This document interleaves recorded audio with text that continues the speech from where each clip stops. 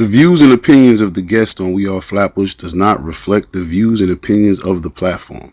We do not instigate, propagate, or glorify anything. It's all educational and entertainment purposes only. Please enjoy and thank you for watching. Yeah. Flatbush. Westbury to Lincoln, Clarkson Ave to Lennox, 2-1st to Church, Nostrand Ave to Riddock, Newkirk to 2-3rd, the junction where the 2 stop, Veer side to 90, Flatbush Ave and Bear High.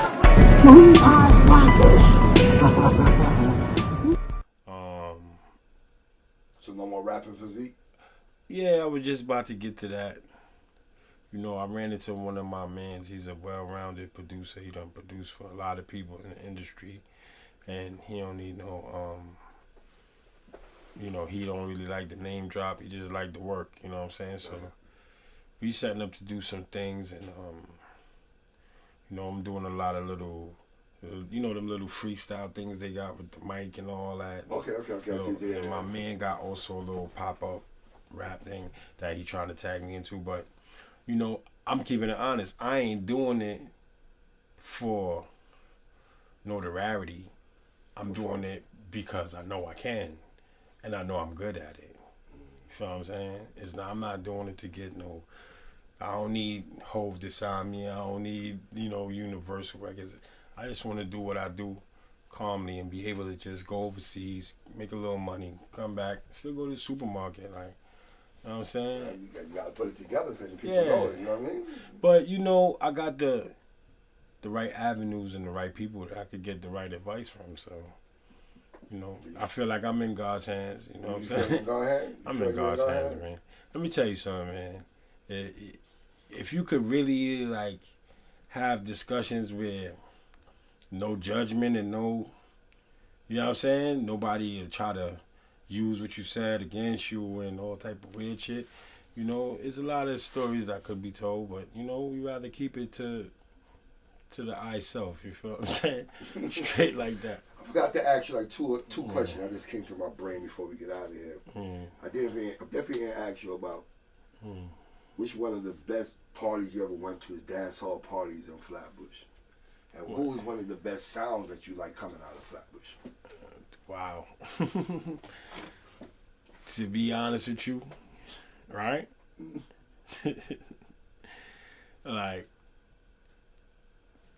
I'm one of them Flatbush Jamaicans that wasn't really into the dance hall scene like that.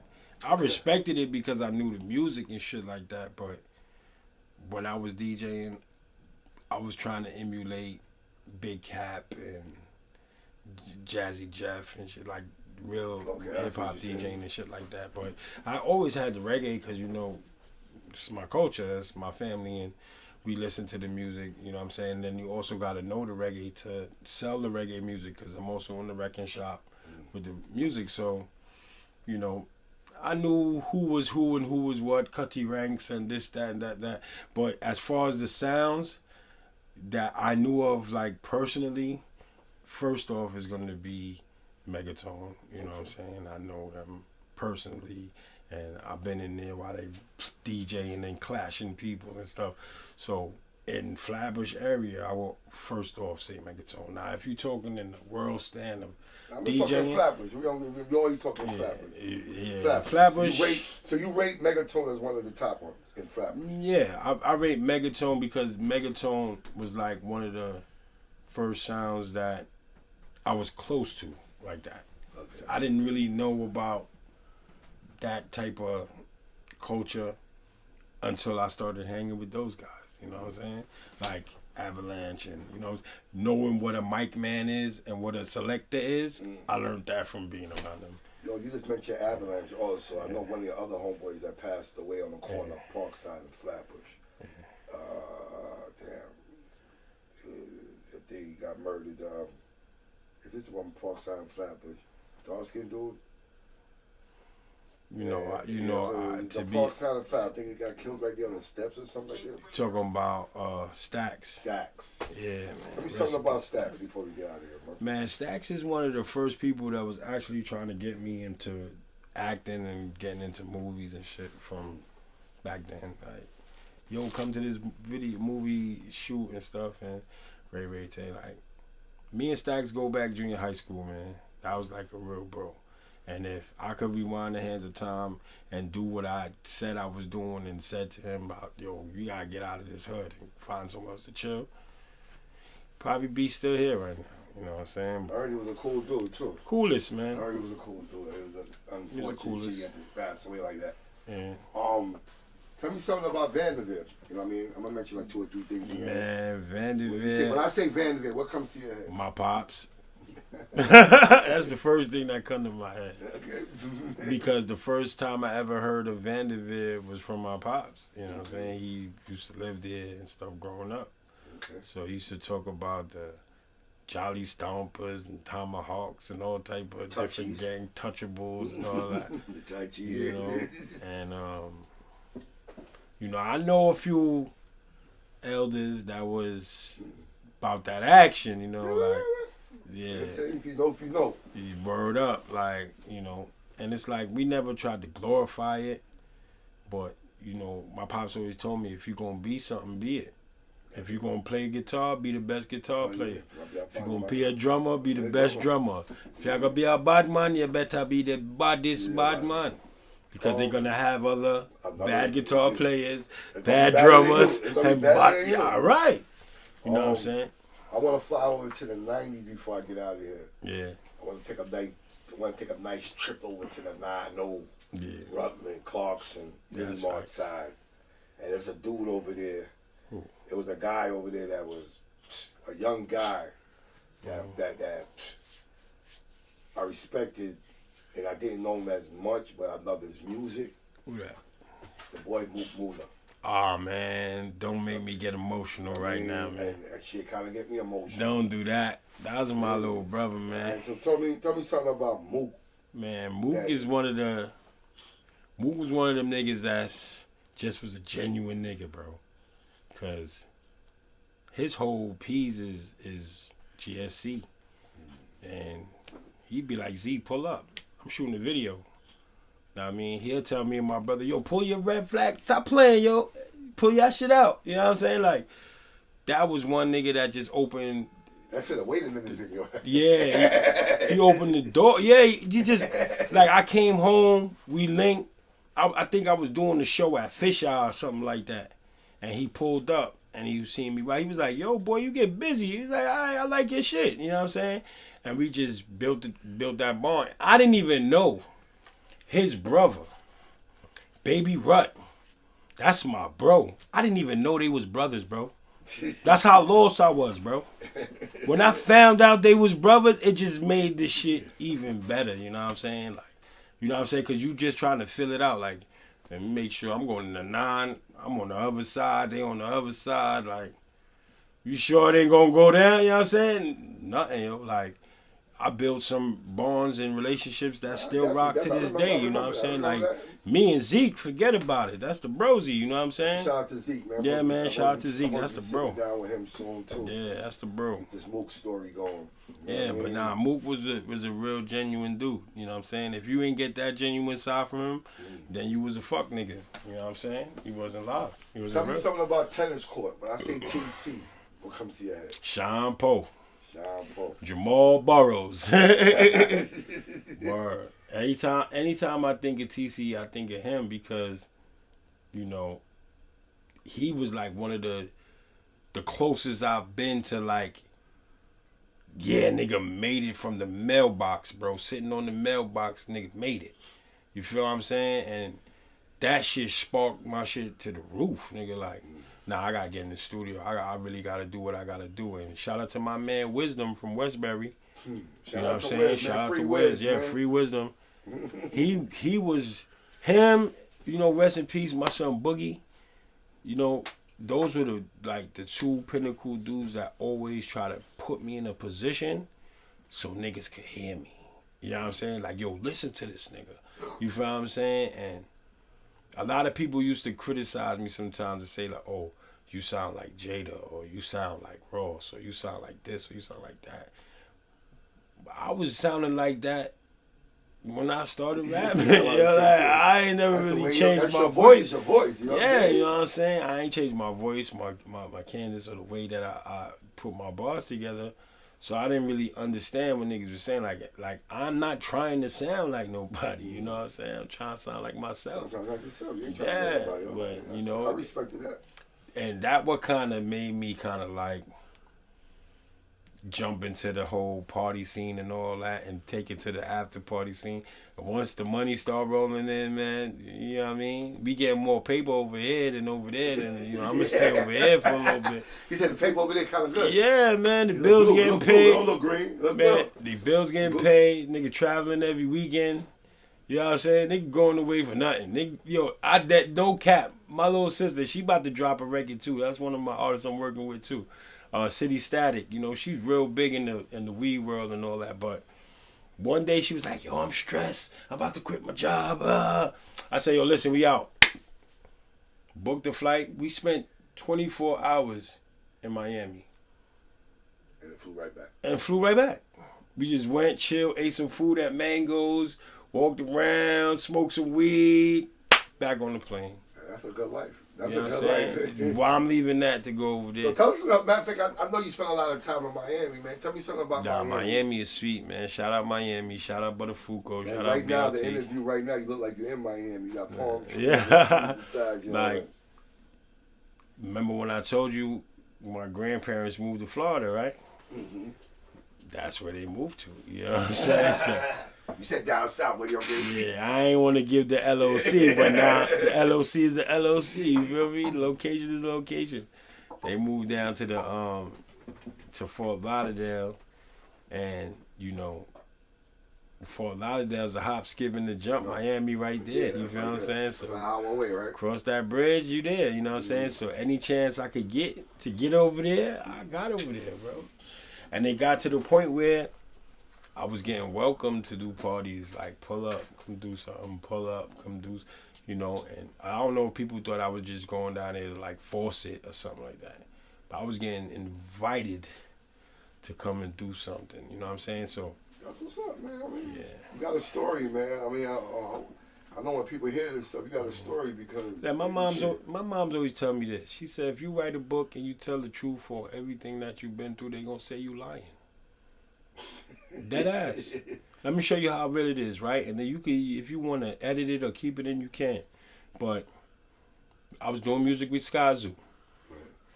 Me in Long Island, we recording, we here, we doing shows. One day they invite us to do a show in the city. Me, him, you know Torae? Yeah. Interviewer? Yeah. I Him, got Sky Zoo, records. Sean P. was. I got records with him. I got records with Torae. I got records with Sky Zoo. You know what I'm saying? But hear this. We perform at the show. Who's at the show? Alex Rodriguez, Derrick Jetta. This who we performing for. This kind of crowd. Okay. I'm in awe. I'm like, fuck is a Flatbush weed in my sock nigga is doing up here, right? You know what I'm saying? But anyway. After I leave here, I'll go right on the block. I'm going to the hood after I leave with all these millionaires, you know what I'm saying? Mm-hmm. So, truth be told, Sky, him and Derrick Jeter's sister started doing some business together. They doing business like Pusha's music and shit. How I end up in they fucking mansion in the Palisades, bro, for Christmas. I end up in the crib for New Year's, eating filet mignon, pool, TV the size of... Who you was with? Sky Zoo? Yeah, it was with Sky and all of me and my manager at the time was Rod G. And we all there, right? Now watch this. I go to my mom. I'm like, yo, mom, I ain't gonna be around for the weekend, right? Mm-hmm. You gonna watch my daughter for me? Because I'm going by Derrick Jeter crib, right? You ain't going to no Derrick Jeter crib, bro. You lying. All right, ma, right? I go. I end up taking my man that was PK with me, my son Mengito. I took him with me. Right. He didn't believe me either. Until he saw them gates opening. Yo, you see this big ass door. Picture? You see this big picture of Derrick Jeter on the wall? Yo, You really got me in the crib. Yeah, we in the crib. And we staying here. We here. Yeah. We got a chef. Oh, yo, we really niggas in their robe and slippers, chillin'. bro. Chilling. You know what I'm saying? True story. And my man to tell you, he gonna comment and he gonna be like, yo, he was doing the card tricks, fucking the people head up and all that. We had a grand time. So now this is how I got my moms to believe me. I say, yo, Mom, yo, I want y'all to get the kids, everybody get dressed. You know, this weekend we going to this movie premiere and this, that, and third, da, da, da. So, you know, Jetta got a foundation called Turn to Foundation, right? Where they do stuff for kids and stuff like that, right? So then he invited me to bring my family to the event. My mother came there, brought the kids, my sisters, everybody. When they was walking down that red carpet, why is my mother on the phone telling my pops, me think him really know them, you know? me think him not lie, you know? Really know Derrick Jetta them. And then guess what? We get in the spot. My youngest daughter, Zaida, she's crying. Oh, she's a kid still, so she's a little miserable. Who comes and grabs her? Derrick Jetta. What picture is in his office? Him, who's 19 years old now. Still in his office. Still in his office, you know what I'm saying? So what last time you think you see Derrick Jetta? It's been a minute, but I'm still in correspondence with his sister Charlie. Like, we always speak to each other. Okay. Like, hey, what's up? How you doing? How's your son? How the girls? I mean, the girls is women now. You know what I'm saying? Yeah. They grown now, you know what I'm saying? Man, you got a fucking story. We gotta write this book, man. You gotta write a book. I'm really thinking about it, man. It's You going write a book, man. I know you left out a couple of stuff. Yeah, you know, I don't want to. Like my man, thing is this, homie right? said not every story needs to be told. Yeah, not every story need to be told. Some stories need to be told. But one thing for sure, two things for certain, I stand on what I stand on. I don't, you know, try to belittle nobody or step down on nobody to make myself seem taller. Because I'm tall already, you know what I'm saying? I don't need to talk about people. And you know how people do that? They come on these things and they want to belittle people and stuff like that. Like I said, man, we are Flatbush. That's why we want to keep on spreading the word. We are not about that. Nah, we're all about to educate the people, get some history. That's it, because we're not here to slander nobody. Because I want to say something. I want to say something. And this is for a lot of people that come on these interviews and stuff like that. You know, we living in the future. We living to reach the future. So if you still living in your past, trying to get kudos off your past, you lost, my brother. You ain't win. You feel what I'm saying? For me to be still living off the things that I done back then, I must be an idiot. You understand what I'm saying? And I'm far from that.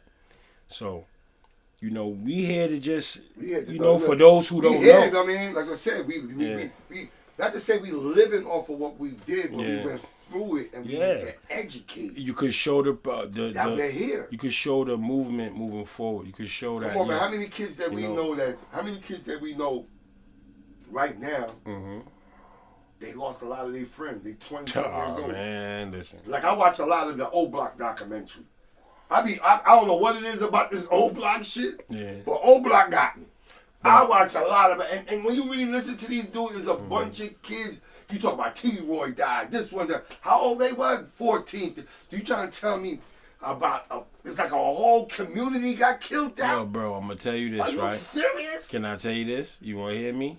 Everybody talk about the ages, 14, 15, 16. Those be the ages, bro, that it really gets serious, and this is what I'm trying to explain to you. That's the coming to age when you starting to find yourself. You feel yourself, man. You getting older. You probably got a little hair on your chin. You probably got a little girl looking at you. You know, you start feeling yourself. So those are the ages where people. That's why you see some people be 18, 17, they get in jail for the rest of their life because they caught a body. You feel what I'm saying? You got to know how to take an insult. Nah, you got to understand something. Every life is designed for what your life is meant to happen to. Ooh, that's deep one. You know, every life is designed and meant for anything you go through to happen for you. The people you meet, it's all a cause and effect. You know what I'm saying? You know, the things you do attracts the people you meet. The people you meet attracts the wealth you get. You get what I'm saying? So you could be standing next to somebody and they not meaning well for you. You won't get nothing. You'll build an empire and lose everything just by standing next to that person. You get what I'm saying? So I learned the valuable lesson. Yeah, right, man. That was a deep quote. Yeah, I learned a valuable lesson growing up, man. That not everything is what it's meant to be. You know what I'm saying? Not everything is meant to be, man. With that being said, man, got definitely some last words before we got out here, man. Most definitely, man. Shout out to the real, you know. And I'm not gonna sit here and act like I ain't make stumbles in my life. But one thing I could never do is put another person in a bad predicament that I wouldn't want for myself. You feel what I'm saying? So, you know, we see all these different podcasts and things where people is, you know, exposing people and things like that, of that nature. I feel like if you're not like that and you're not of that, then you shouldn't even be of that. Because if you think that you're going to tell and you're going to put somebody in a bad space because you in a bad space, because nigga snitched on me, got me knocked with the hammer. And the fuzz gave me opportunity to snitch on him. Guess what I did? My motherfucking time, nigga. Because at the end of the day, you know what I'm saying? That was my fault. I should have had better judgment. If I had better judgment, that wouldn't have happened to me. If I wasn't so quick to be hype and jump up, you know what I'm saying? And sit down and analyze like, this nigga not even really like that. He may act like that because I'm around him. You know what I'm saying? Because you're not putting in no feng shui when you by yourself. You feel me? So, what do you... I'm going to leave after this one. But what do you say when you got niggas like you just said, man, niggas ain't built. But what do you say when niggas try to throw dirt on your name? I don't say nothing. What do you say? What do you say when niggas call niggas around? When niggas make phone calls. I don't worry about it. I don't worry about the phone calls. They try to throw dirt on niggas' name. I don't worry about that. What do you say when niggas say a nigga's a snitch and ain't got no paperwork? Who, for me? No, I'm not. I was about to say, general. What do you say? If you ain't got no paperwork, right, and you calling somebody a snitch, that's gonna make me want to look at your paperwork in your name. How you calling somebody something? You may be what you calling this man. You understand? You may be trying to take the heat out of your kitchen and throw the heat in this nigga kitchen. And 9 times out of 10, that be the case. Yo, man, one of the things I learned is the emptiest barrel make the most noise. And a lot of the times, the ones that start the most drama and start the most smoke be the most pussiest motherfuckers in life. They get slapped, they taking it. You know what I'm saying? Shit like that. You know what I'm saying? So it's like, how you go? You know what I'm saying? How you go? Them dudes alone. At all. My thing is this. My last situation, like even when I caught the gun case, I had a nigga that was phone thugging me. You know, girl thing, phone thugging. Or I ain't really put no pressure on it. I ain't worried about it. Then it fell in my lap who the person was. So I approached the person. Yo, what's up? Nigga try to act like he was dumb, deaf, and blind. Gave him the 3-piece. Wop, whoop, wop. Something broke. I thought he was going to hold it down. He was at grand jury with his Sunday best on. Turning my one possession, my one felony possession into felony possession assault, nigga. Gave me 2 felonies, nigga. Yo, I swear, yo, here's the crazy shit. Yeah. Yo, my lawyer, right? Steve Terry was my lawyer. That nigga came to me, he said, yo, we got 15 more minutes, and they gonna throw this case away. So my boy coming in with the church outfit on, like, him did it. I said, he came? Right? Because you know in the beginning they don't let you be in the grand jury, right? Because I'm not supposed to talk or nothing. I come in, my lawyer come out, he said, he came. Got me 2 Fs. Word. And that nigga was doing the thuggish, the most gangsterous talking, you know what I'm saying? When I see you, I'm like, whoop, you whoop, You seen the gangsters of the gangsters take the stand, huh? Nah, I seen that happen, and it broke my heart with a lot of people that, you know what I'm saying? Because I truly believed in them like they was one of my kinfolk, you know what I'm saying? And but it goes back to what you just said, when they try to throw dirt in your name. Oh no, if the nigga, you gotta watch them.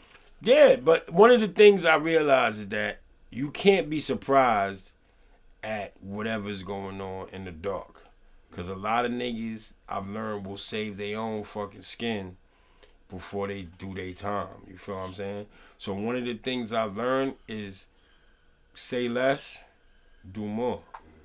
Don't talk your business, nigga. You speak around the wrong motherfuckers, that's your fault.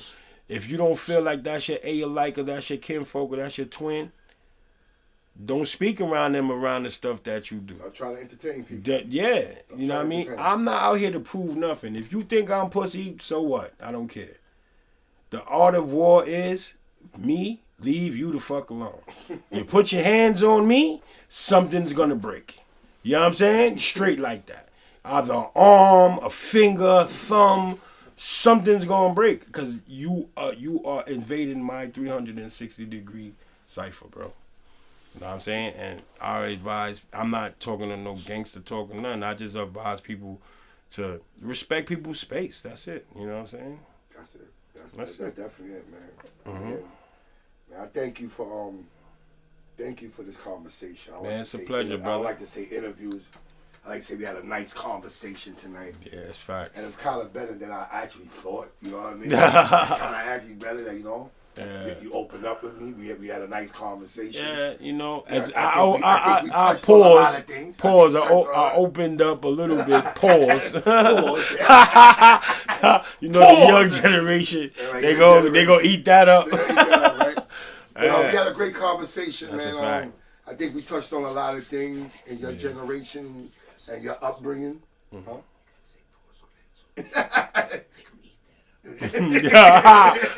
Pause. My man out here jumping out the window. But like I said, man. Yeah.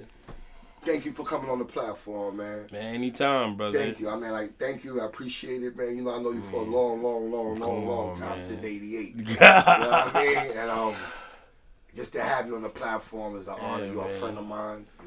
Come on, man. Y'all friends, you know what I'm saying? We like brothers out here. You the big brother, man. Cut it out. And I always could call you. You always could call me. You know that. You know what I'm saying? That ain't gonna change. And we out of here.